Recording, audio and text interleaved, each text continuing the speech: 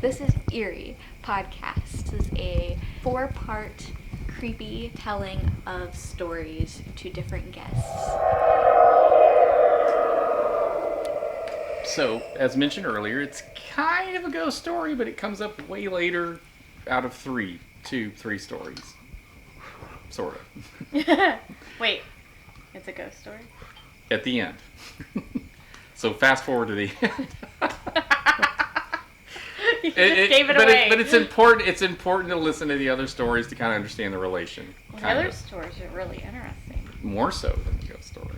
No, they're all interesting, but the other stories led to me having a lot of questions. Perfect. All right, we're gonna do the other questions while we're doing this one. Okay. So, back in the 90s, I was trying to break into journalism. I wanted to go into movie special effects, and I got talked out of that because I was told that it requires a lot of math, and I was like, okay, I can't do that. So, I bet that person that told you is now dead and deserved it. No. I think he's married. I don't think he's dead. So I was going around and interviewing people for stories back in '93, and there was a story about an outlaw who was running stolen cattle from Oklahoma to a town outside of Granbury. Yes, I had a question about that. Like, okay, so what time period were they 1993. Oh. No, were they stealing the cattle? Oh, Like this had to be probably around. She was murdered, and her murder is still a mystery. They don't know who did it, but it had to be around. It had to be around the 1870s or early 1880s. You know, there were a lot of stories attached to her dime novels, and she loved that, but she knew that a lot of them weren't true, and she still loved that. I thought the Wild West was like in the 1800s.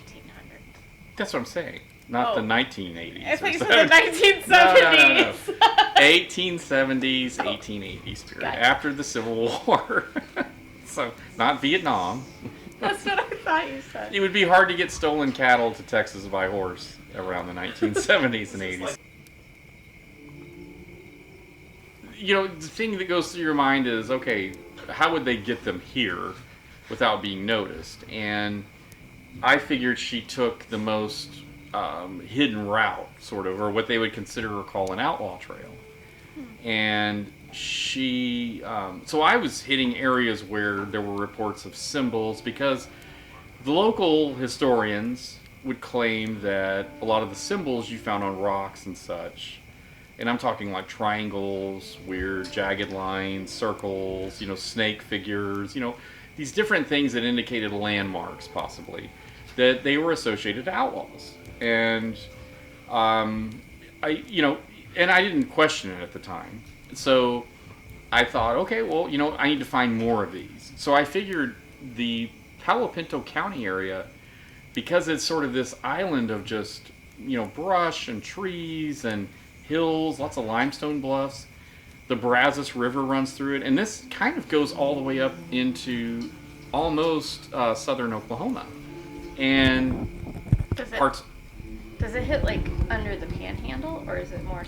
It's central north Texas area. Okay. Yeah, kind of a little bit in between the Panhandle and, let's say, Fort Worth. So okay. It's that area, and then it just kind of carries up north. But it's very hilly. You could hide there, and so that's what I'm thinking is this would be an ideal place. There's rivers, you'd need water, you know, what have you, and you know, so I just figured I'm going to go there and research this a little more. Now, I had been there already back in a year or so prior, because I had heard a story from a guy who was at a Boy Scout ranch there, who claimed that the Scout ranch they had these problems with some kind of a hairy bipedal creature that would, and locals even talked about this. So I thought, oh my gosh, this story is so amazing. I want to go talk to these people. So I went to the Scout ranch. Where'd you hear this story? It was from one of the former Scouts. Okay. He was a guy I knew in high school, and he told me about it. And so Still around in the early 90s? this was in the early 90s. This was just before I went there with the follow-up story. So I was like, oh my gosh, I got to go check this out. So I went out there and talked to people, and none of them had seen anything, but they had heard about it. So that was sort of what I was running into. So I ended up writing a paper in college for a community college English class on it, and it was like a, kind of a creature mythology lore, and we were doing something else already similar to that. So I thought, well, this would be a great paper. It'd be so easy to write, and I got a good grade. So I think they just thought, wow, he actually went there and talked to people about it. For just him doing that. So. Anyhow, I knew that there were historians around that area, and when I visited there, they all pointed to this one guy that they said, this guy's been all over the county. He knows this territory very well. You need to talk to him, and his name was Alan Ramsey. And Alan was definitely a history buff. I called him up and went to his house to meet him. He spoke in a gruff voice. He was in his 90s. Oh, wow. And I walked in. I remember he was sitting there in a chair, and he's got a little Casio keyboard in front of him. He's just playing different little tunes that were automatically set up on the keyboard. And he had like wall to walls, just books, really high shelves of just all these books, and violins hanging on his wall. And he called it, he's like, oh yeah, I played the fiddle or twang box. I can't remember what he called it. I like twang box. Did he live by himself? Yes. I think there was a nurse or someone that was a caretaker that lived in a little outdoor camper. Because there was one parked near there with an air conditioning unit hooked up. So it was somebody that was keeping it, because he was an older man, and he... When I walked in, he's really tall, he was very frail, he wore overalls, he had this long beard that went down to his waist, just solid white, and just very friendly, very dry humor, if you ever remember. He would make a joke and I wouldn't catch it until 2 sentences later. So, but he did know the history of the area. He was also a poet, I found out after he had passed away. Oh, wow. I heard he wrote a lot of poems and he read them in public. Do you know anything else about what he did for a living, or did he grow up there always? He grew up in Palo Pinto County. I know he was in the military. There's actually a photo of him I saw in his military outfit, and he has a beard, which I was shocked because most military guys are very clean cut. He had this beard, so he's always had this beard, maybe since teenager. I don't know, and that was his trademark. Very educated, knowledgeable man that just kind of lived as a hermit on his own, and he had explored a lot of Palo Pinto County. People from Fort Worth, Texas, back in the 1950s, would go and pay him money. Families would drive out, and he would take them to find Native American artifacts or prehistoric artifacts. And he knew where to go, and they'd pay him money, and they'd go find stuff. He'd take them to different sites. And at the time, there was no laws, trespassing, and everybody knew everybody around that area. So it was no big deal for a landowner to see him and a family out. They didn't question it. It wasn't a thing. And back then, collecting that kind of stuff wasn't frowned upon. People did it. Probably wasn't the same price that it is today. Oh, maybe not, no. I'm sure he made some cash, because Alan eventually he took a map of Palo Pinto County, and he actually drew on the map where all these locations were for campsites, prehistoric campsites, and they're all over this map. But more interestingly, he would have like stone circles, or he called them teepee rings. That was in the legend. And all of these mounds, it just would be called rock mound, rock cairn, rock mound, and they were tied to these where you could go find artifacts.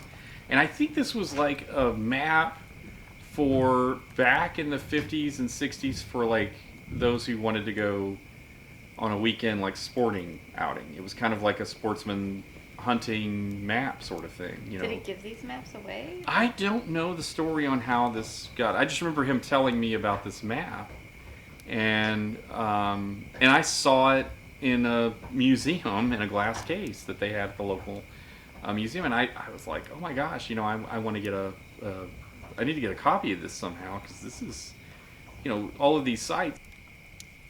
In archaeology, there was nothing academia that was happening in this area, because these people weren't really reaching out to anybody in academia. Nobody was calling a university, because they were just finding these things, and that was a neat find for them. And it, you know, and they I mean, if you visit a lot of these people around Palo Pinto, they have these huge collections of artifacts they've taken. I mean, Is that what's also in the museum?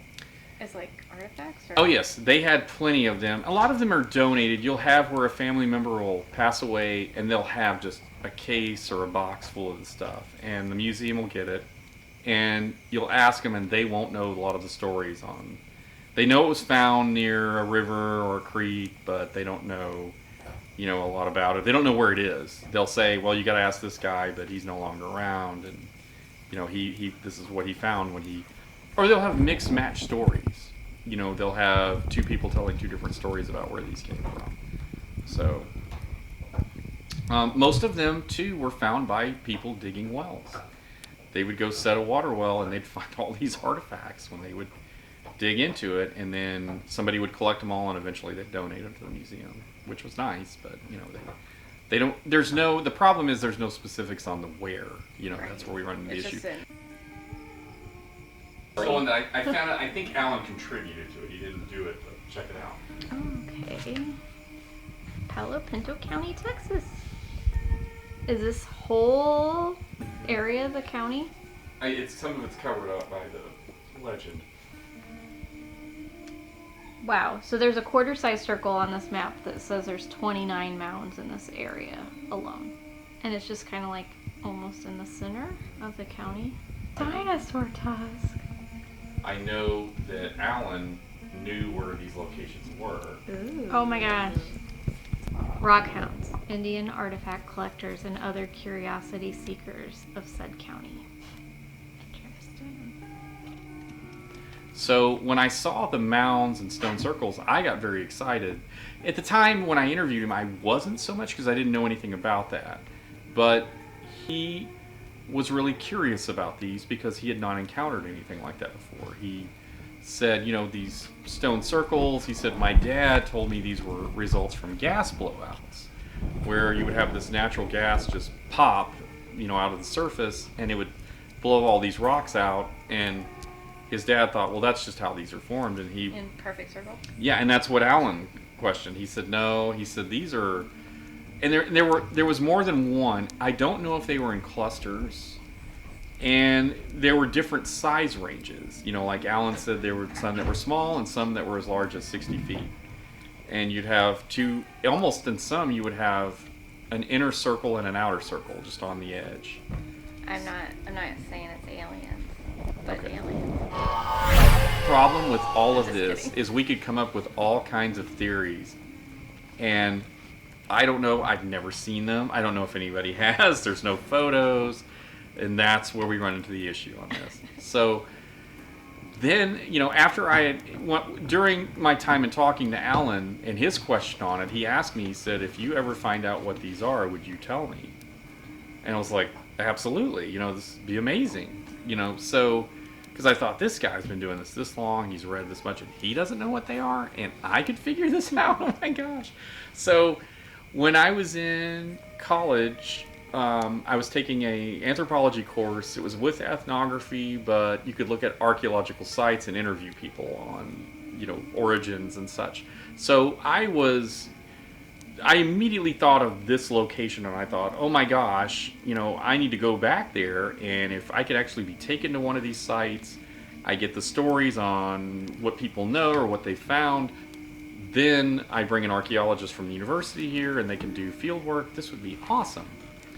And I found map didn't list property owners. It just showed you in the county location. So you would have to sit there and match up where the river ran and where there were certain mountains, or what they would call mountains. They were more hills, and I would like, oh, that's got to be here, and it would fit.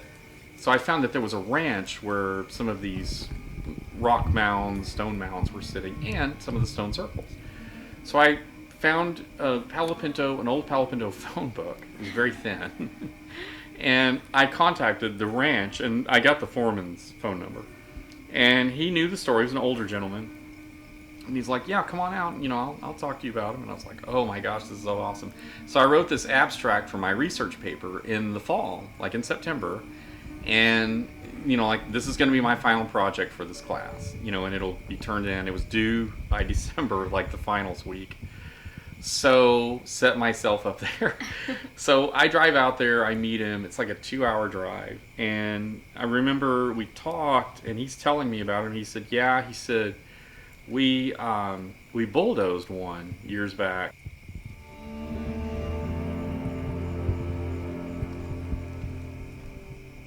And he said you could see where there was all this charcoal in it. And he said a lot of the rock was burnt too. So it was mostly solid rock, according to him.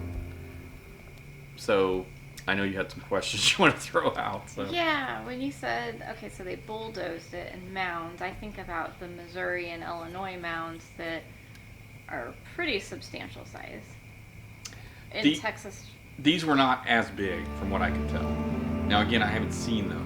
They didn't list measurements, from what I remember. They just said it was just a mound. So I imagine just a rock, like a gravel rock pile, but bigger stones. Okay. And covered in kind of grasses from that area, because it had been so long. And for a lot of the locals, they assumed, they were like, well, it had to be, Native American. And so they just assumed this was them. But they would say things like, well, this is probably their trash mound. Mm. Like that, because they did it, this had to be what that is. Back then they're burning their prehistoric aerosol cans and plastic cups, in the dump fire, outside. That's what they thought this was. This was a place where they just had these fires. And when you would say, well, it might be, no, this is what it had to be. Just like, oh, these just have to be teepee rings. Right, which... That actually put me back in college. I actually went back to school to study archaeology because of all of this. Oh, that's neat. The interpreting was too much. And you'd take it even further, like, oh, well, these are people from another dimension that are doing this. So I was like, all right, I have to go back to school, because even I wouldn't go that far that direction. Again, I'm not saying aliens. Well, but there were no burned alien bodies recovered from what I was told. Well, yeah, and then you think about, like, rock piles. Like, were they sacrifices? Were they burials? Were they... Well, and so to go back, Palo Pinto, because of the, terrain and the different types of trees versus the plains that it's surrounded by, it probably offered a lot of different types of, nuts that grow naturally. And they would have probably roasted a lot of stuff, because they had plenty of rock. Like, you don't see a lot of that in the plains, like the grassland areas.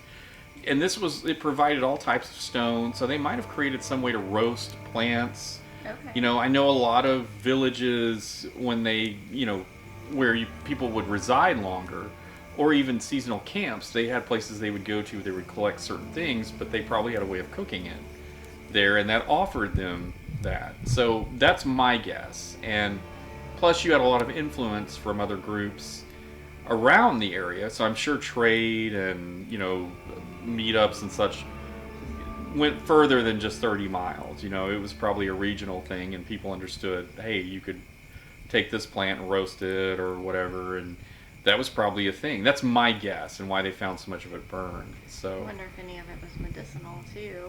Could have been. I don't know. And you said there was lots of rivers, so probably people were staying there longer. Oh yeah, the river is it runs right through that country. It's very beautiful there with the river. There's a lot of it's very popular for canoeing and such. So I could easily see where people would, even back then, even if the river changed a little bit, that would have been a prime spot to do hunting, gathering in, or a seasonal gathering, if anything. So all of this made sense. It was just, there was nothing in the archaeological record on it at the time that I knew of, and there was nothing that the locals weren't really reaching out to anybody, because this was their, and I hate to use this word, their treasure trove. Yeah. They could go out and collect and whatever, and it was kind of their piece they'd talk about. But I think they just didn't want anybody there, because it proved time and time again that I couldn't go there. I was just probably within a couple of miles of where these things were, and it was very irritating. Yes. Okay, so we got a little off topic. That's but, okay. But yes, you reached out to that foreman, and then you went out there to visit him in September. So then what happened? So he, proceeded. He also told me about around there. There's I guess near a riverbed there's a lot of these circles where they would use to grind out like plants or whatever they had. He said you'd find the grinding stones sitting in this natural circle where they ground it down like whatever plant material. And he had a photo of them, and he's in it. And he's wearing a cowboy hat, and he loaned it to me. He took it off the wall. It was like this. I still have it. It's in a metal frame because I never went back. Not to be a jerk, but he at the time when I told him I was interested in visiting them and such, he's like, well, yeah. He goes, well, it's too hot right now. And, again, it's September, so Texas, yeah, it's still kind of hot, and the brush is kind of rough. And he said, but, in the winter, we'll go there and take a look. I can take you there. And I said, okay. And he gave me the picture to use for, part of my paper, because, I'm leaving with only stories and a map with some points on it. And so, winter months rolls around. I think it was I think it was late November, early December, and I called him and I said, hey, it's winter. Can we do this? Can we go see them? And he's like, well, it's kind of too cold now. And, so let's wait till spring, and I'm thinking, well, I kind of need this paper now. But so I said, okay, that's fine. Yeah. And I didn't call him back. I just kind of considered it a dead end. And I wrote the paper. It was pretty mediocre. It's just about assuming or what people think, or, I don't even remember what I did, but let's just say it was a strong C+. So, I, fast forward almost 10 years later, and I stumble across a article from some cavers from a Fort Worth grotto about surveying and mapping a cave out in Palo Pinto County.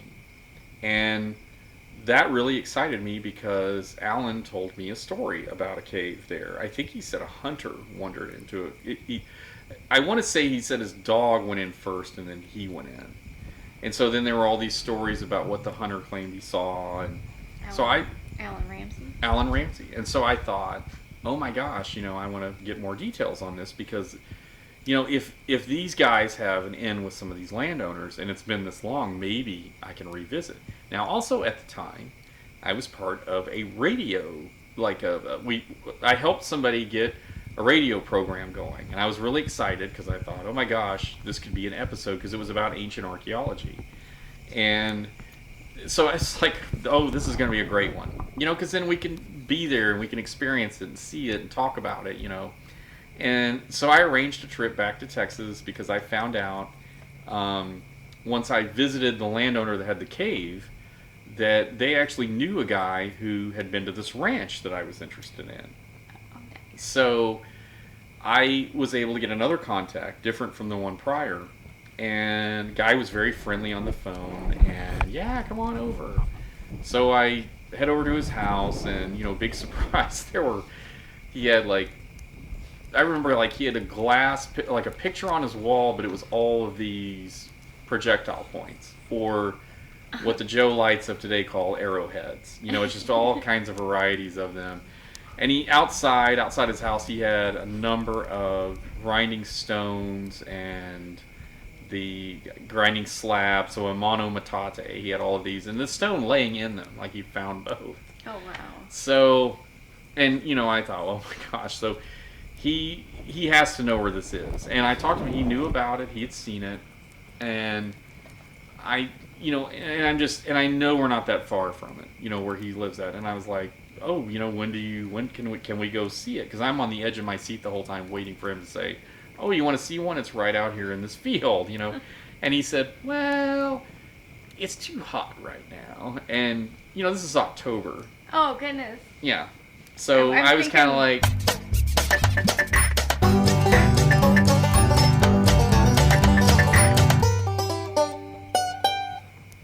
Is like the only prime time, like the second week of November, and that's it? No, even when I call in November, that's not the prime time. It's too cold. So I don't know what the transition. This weird prime. Yeah. Oh, it's the 25th of October. And to the point where I may have $100 bill in my pocket, because I have no idea. It's like you don't understand, which they didn't care. They probably didn't want anybody to know about it, and that was the thing. They just liked talking about it, and I don't know how the ranch felt about it because I didn't actually speak with anybody officially on the ranch. Everybody was either worked for it, nothing else. So he proceeds to tell me about this historic town that's there, a little town, and it had all this history to it. There's a lot of these little mining towns around Palo Pinto and other parts out there. Oh yeah, what were they mining?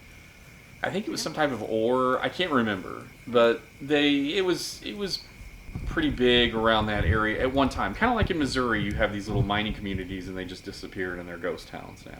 So it was the same thing. And it was on a ranch. And I already had this little Kodak camera I had bought that, it's a little sport digital camera. It was the only one I could afford at the time. And it had a little, you could drop it underwater and it would still video and such. But it was digital and it had a little place where you could insert a digital card. And then I bought, at a later date, this really expensive recorder that you can use for interviews. You would see... when you would watch like a football game or whatever, you'd actually see someone using this type of recorder when they were interviewing a player or a coach or whatever. And it had these two mics on it. They both stood out in different directions. So I took these two pieces with me when I was interviewing him. And I thought, let's go see this town. Sure, let's go see it. Because nothing else, I'm going to go, see a ghost town. Yeah. So... I think this location, this town, was west of Santo or Santo. It depends on who you ask there how to pronounce it. But it was tiny. I mean, you hit this town and there's not much there, and then you head west. And eventually we hit this gravel road and we drive up into the hills. And we get to the top.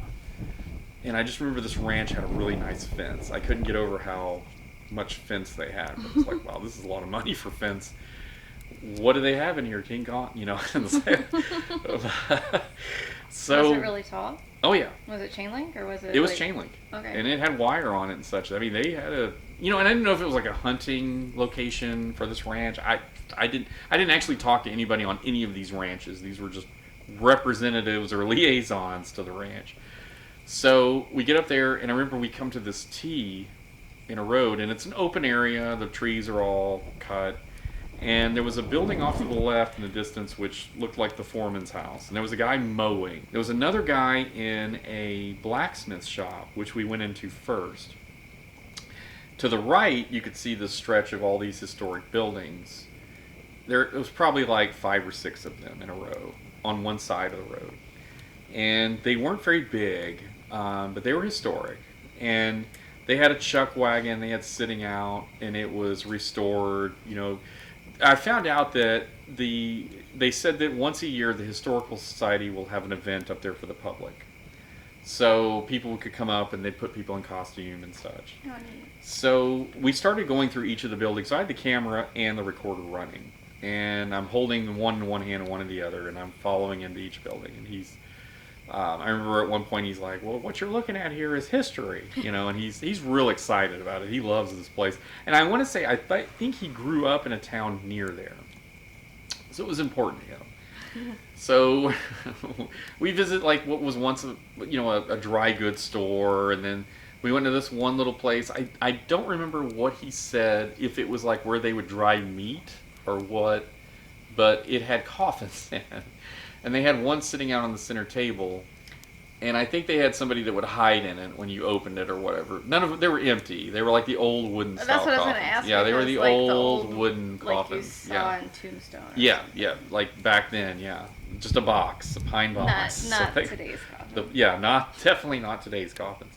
So we finally get to this at the end, and there's these two houses, and I remember we went in this one, and he knew all about the family history there, and he, there was one individual he spoke of quite a bit who was kind of a big name in this town, and I can't recall. I'd have to watch the video again, but so we're walking through it, and then he took me to this down the road. There was a couple of these dilapidated houses, like they'd fallen in. They weren't structurally sound, so we went in anyways and walked around. And that's always fun. There was stuff laying around. It was really trash, and the trees had grown over. It was all overgrown, and I still had the recorders running. So we left.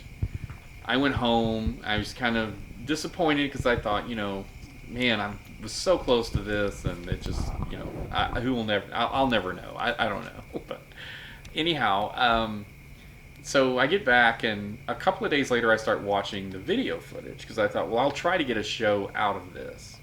And I'm watching it, and we're going through everything, and we get to the house, and there's that where, I hate how I sound on camera or whatever. So much like I'll probably say about this. Same here. Yeah. Same here. So we get in the house, and when you enter the house, you go through the kitchen.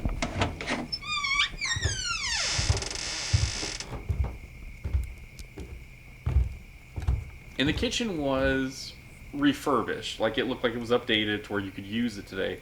They were trying to keep it complementary to the old style, but you could use it. And I can't remember if they had electricity or not. They had furniture in the house, so when you walked around, it was like a museum, but kind of gave you an idea of how this family lived. The time frame. Yeah. There were very big windows, I remember, in this house. It was a single story. It didn't have an upstairs, didn't have a basement. And we're walking through, and he's in the living room talking, and I can't remember if it was the living room or the side room, but he's talking, and I'm doing something while I'm listening to this, and all of a sudden I hear what sounds like somebody talking with him. Another voice.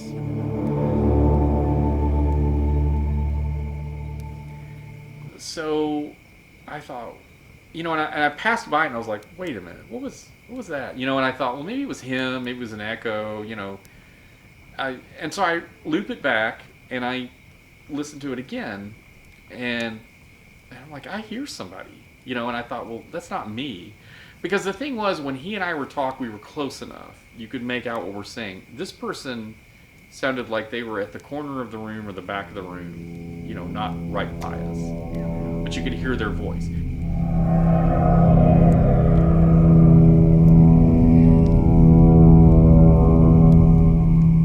It was an adult voice. But I had to listen to it probably 15 times to determine and accept that's somebody talking. And it was really weird. And I thought, well, there's nobody in there with us. And because this was only a few days ago. And I had a good enough sharp memory then to know there was nobody outside. There was nobody indoors with us. There was nobody hiding under the couch. There was nobody, there were no closets. There were no closets. There's nobody in the fireplace. There was no trees, no birds, no, hyenas, no squirrels. Oh yeah, it wasn't one of those big game ranches where there's like a lion outside. No. And squirrels can be jerks, so it wasn't a squirrel imitating, interrupting and asking a question. No, I had no idea what it was. And it was strange because there's this part of you where if I was listening to this and I had never seen it, there's somebody in the back in the group asking them a question, and they're interrupting, or they're talking to somebody else. Because that's how it sounded. Nothing else sounded like that. But because I was there and it was just the two of us, it didn't make any sense. And it kind of bothered me. And I looped it so many times and turned it up. I'm like, that's a person talking. But I don't know what they're saying because they're talking as he's talking. And I know he wasn't a ventriloquist. There were no dolls in his house. And if he can do two voices at once, that is amazing. He would be rich. He wouldn't even have answered my call. No, not at all. So, he, it was strange, and I thought, well, I'll continue listening to it in case I hear something else, because it's all happening in this house. Nowhere else, just this house. So we get to another room. It's a corner room. And I think there was a fireplace in it. There might have been a little bed. And I remember there was a dresser with a mirror. And there's pictures around it. And one of them has a gentleman in it. And these are old pictures, by the way. And he says, and I remember, I quote this because I listened to it over and over again so many times. But he says, "And here's the old man." And you hear somebody answer it.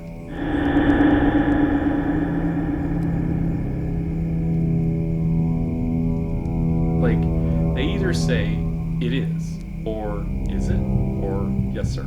But they say it so like that, but again, they're away from us. I don't know how to describe it. It's almost like this distant voice in the back of the room talking while you're giving a presentation or something. But it wasn't me, because I was right there holding the recorders. That creep you out? Oh, yeah.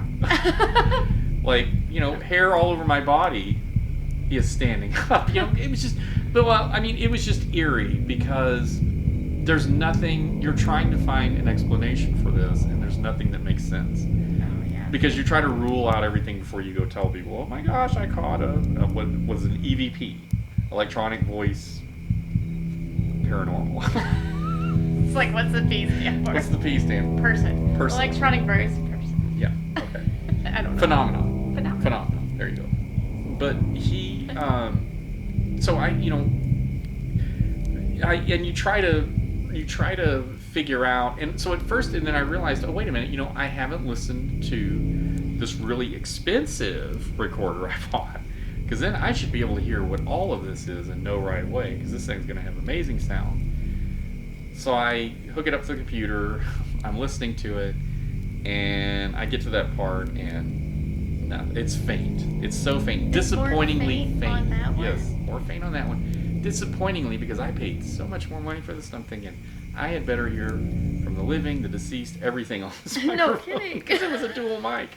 But the only thing I could come up with was it was filtered maybe just for you and the person you're talking to. That's the only thing I could come up with. It's that, or there's direction, which was eerie. So where I'm holding the camera, I'm assuming in my right hand, and the recorder was in my left, they were closer to this side talking. Unless the internal mic it's bad and it'll pick up all those surround loud sounds in a room, and this one filters more. Again, I don't know.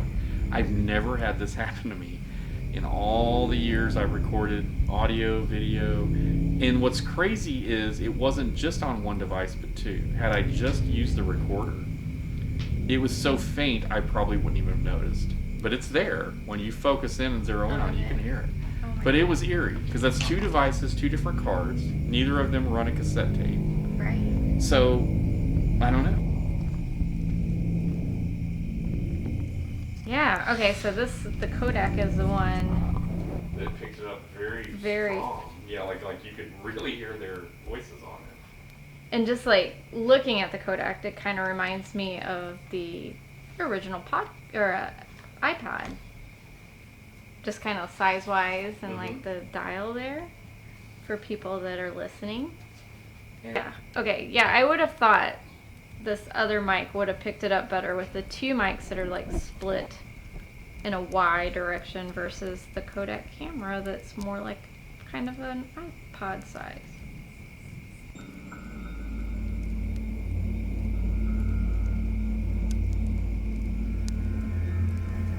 What was eerie was, it was as if they were answering him and respectful.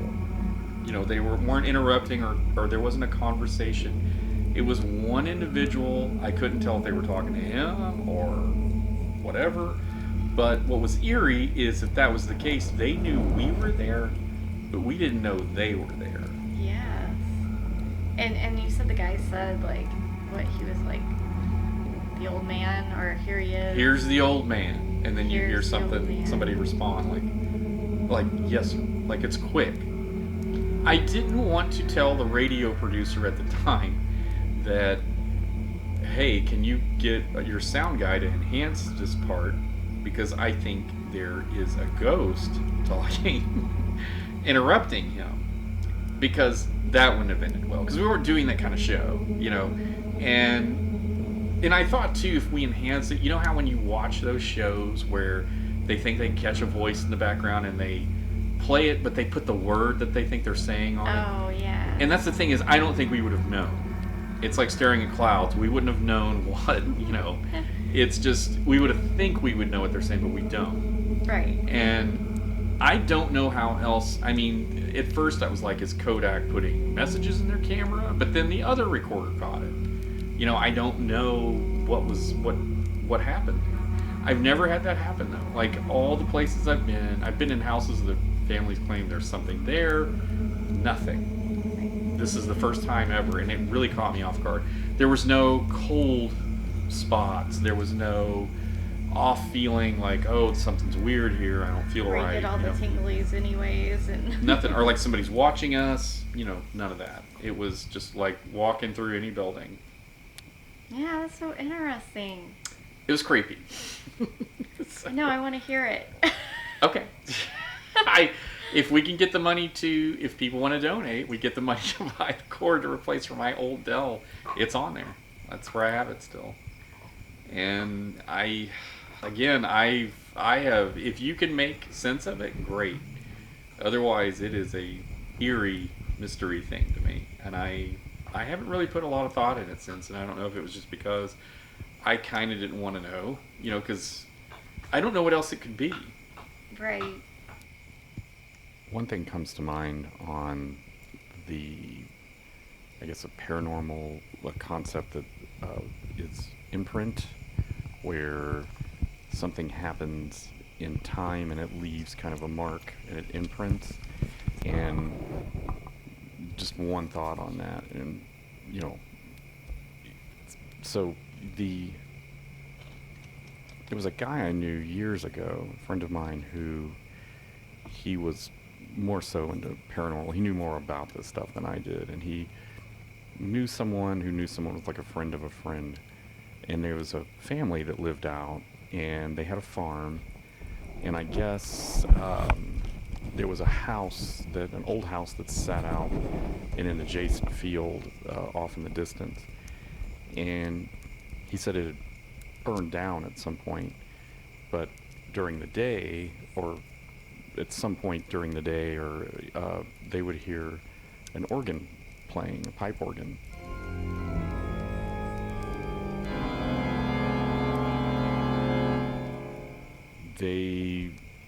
I believe there was one in the home, but they said the house was gone. Everything with the house was gone. So it was like this carryover, you know, and I've heard stories from people where, you know, there's a building floor that's no longer there, but you hear sounds like across the floor, like if it were still there. So you just kind of wonder, is this something that's marked in time? The only thing is, though, is people can hear it. We couldn't hear this. Like, only the camera picked it up. We didn't actually hear it. But, you know, it's just another possibility, a maybe in this. One thought. That would make sense. So, that made me think of at my dad's house. You know, he's lived there for over 20 years now. And we've all heard it. But it sounds like a car pulls up in the driveway, the door opens and shuts, and someone walks on the front porch. And that's all you ever hear. No car, no person, nothing. And it's so much so that even his dogs that he has now have heard it, and they'll run to the door. But it makes me think of like quantum physics and stuff too. It's like, you know, are there all these like running on these parallel or some sort of linear timelines that organ is still actually playing, and we hear it in our realm, and somehow tunes into. And like all those things like you're saying do make a sound, and sound also travels. That's interesting. I don't know. Oh, but you do want to know. Maybe you want to know. We need a Dell power cord. A Dell computer. It's an old Dell laptop. Because the power cord, I was on the Dell one day because I used to collect a lot of my video footage and put it on there and audio.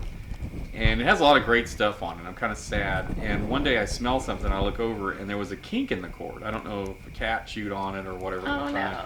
And I see sparks and smoke coming up, so I had to get it yanked out of the wall because I was worried it's going to burn the house down. Oh, no. And I've never used it since. I still have the laptop, but no cord. Okay. Yes. So to sum this up, with the basic title for this show, I call it Voices from the Past, or How I Got Duped Not Once, Not Twice, but Thrice by Palo Pinto County History. The end. That's awesome. Did you have anything you wanted to add? Oh, I have so many questions on the mounds.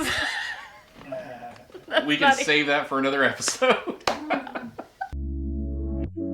This is Eerie, a podcast about everything